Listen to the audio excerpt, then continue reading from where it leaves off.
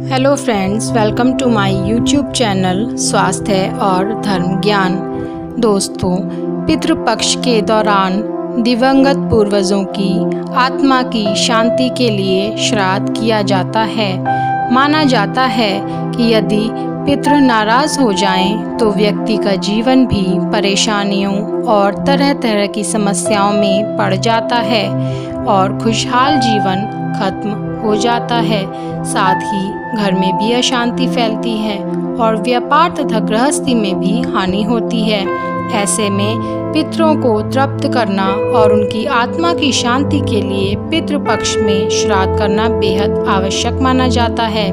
श्राद्ध के जरिए पितरों की तृप्ति के लिए भोजन पहुंचाया जाता है और पिंडदान तथा तर्पण कर उनकी आत्मा की शांति की कामना की जाती है।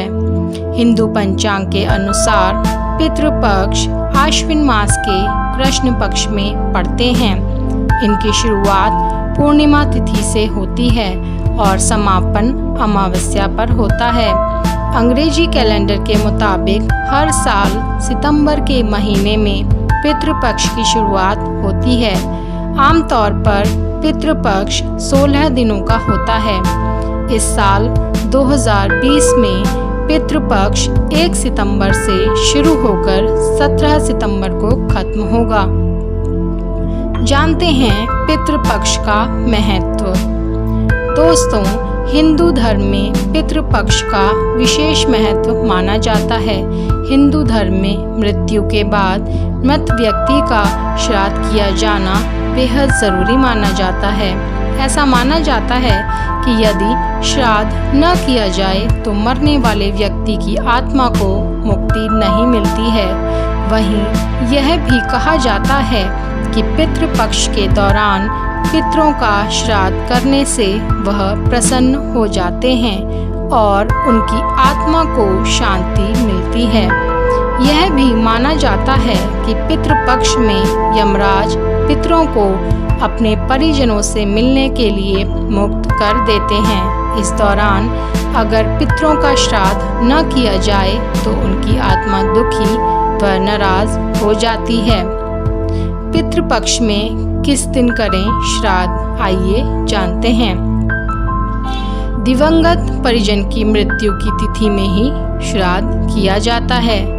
उदाहरण के लिए, यदि आपके किसी परिजन की मृत्यु प्रतिपदा के दिन हुई है तो प्रतिपदा के दिन ही उनका श्राद्ध किया जाना चाहिए। आमतौर पर इसी तरह से पितृपक्ष में श्राद्ध की तिथियों का चयन किया जाता है।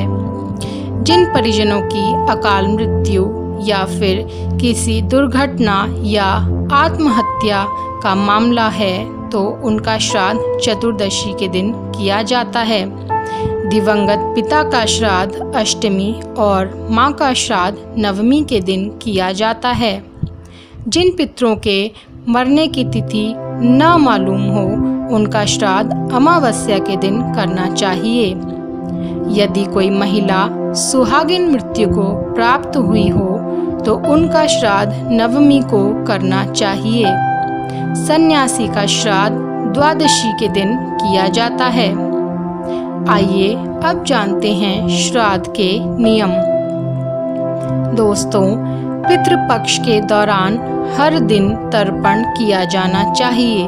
पानी में दूध, जौ, चावल और गंगा जल डालकर तर्पण किया जाता है। इस दौरान पिंडदान भी करना चाहिए। श्राद्ध कर्म में पके हुए चावल, दूध और तिल को मिलाकर पिंड बनाए जाते हैं। पिंड को शरीर के प्रतीक के रूप में देखा जाता है। पितृपक्ष में कोई भी शुभ कार्य, विशेष पूजा पाठ और अनुष्ठान नहीं करना चाहिए। हालांकि देवताओं की नित्य पूजा को बंद नहीं करना चाहिए। श्राद्ध के दौरान पान खाने, तेल लगाने और संभोग की मनाही है। इस दौरान रंगीन फूलों का भी इस्तेमाल नहीं किया जाता है। पितृपक्ष में चना, मसूर, बैंगन, हींग, शलजम, मांस, लहसुन, प्याज और काला नमक भी नहीं खाया जाता है। इस दौरान नए वस्त्र, नया भवन, गहने या कीमती सामान को खरीदने से भी परहेज करना चाहिए। आइए जानते हैं श्राद्ध कैसे करें। श्राद्ध की तिथि का चयन जैसे कि हमने अभी जानकारी दी है उस अनुसार करना चाहिए। श्राद्ध करने के लिए आप अपने पुरोहित को भी बुला सकते हैं। श्राद्ध के दिन अच्छा खाना या फिर पितरों की पसंद का खाना बनाना चाहिए। खाने में लहसुन और प्याज का इस्तेमाल नहीं करना चाहिए। मान्यता के मुताबिक श्राद्ध के दिन स्मरण करने से पितृ घर आते हैं और भोजन पाकर तृप्त हो जाते हैं। श्राद्ध के दिन 5 तरह की बलि बताई गई हैं: गौ बलि, श्वान बलि, काक बलि, देवादि बलि, पिपलिका बलि। बता दें, यहाँ बलि का मतलब किसी पशु या जीव की हत्या नहीं है, बल्कि श्राद्ध के दिन इन सभी जानवरों को खाना खिलाया जाता है। तर्पण और पिंडदान के बाद पुरोहित या किसी ब्राह्मण को भोजन कराएं और दक्षिणा दें। ब्राह्मण को सीधा या सीधा भी दिया जाता है। सीधे में चावल, दाल, चीनी, नमक, मसाले, कच्ची सब्जियां, तेल और मौसमी फल शामिल हैं। ब्राह्मण भोज के बाद पितरों को धन्यवाद दें और जाने अनजाने में हुई भूल के लिए माफ़ी मांगें। इसके बाद अपने पूरे परिवार के साथ बैठकर भोजन करें। यह थी श्राद्ध से जुड़ी विशेष जानकारी। दोस्तों, वीडियो अगर आपको अच्छी लगी है तो लाइक कीजिए और चैनल को सब्सक्राइब कीजिए।